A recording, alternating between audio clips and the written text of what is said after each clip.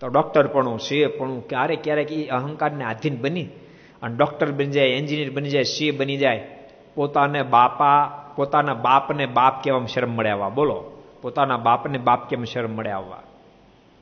પોતાની માને મા તરીકે સ્વીકારવા તૈયાર ન થાય. એવડા મોટા ડોક્ટર નહીં થઈ જતા, એવડા મોટા એન્જિનિયર નહીં થઈ જતા, એવડા મોટા સીએ અધિકારી નહીં થઈ જતા.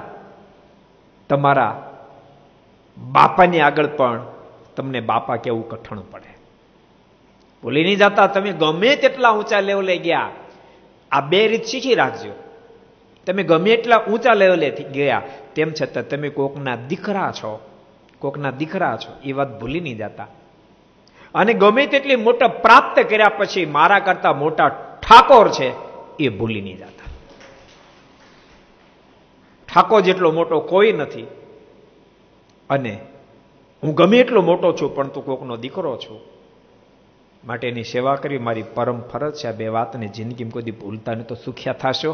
આ લોકમાં સુખ્યા થશો, પરલોકમાં સુખ્યા થશો.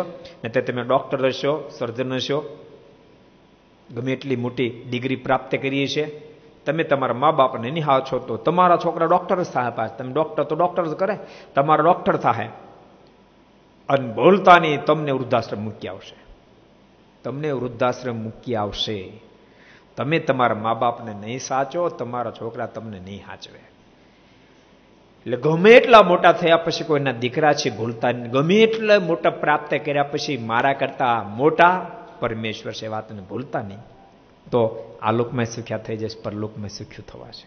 अगर ये वीडियो आपको पसंद आया हो तो लाइक करें और शेयर करना मत भूलिए.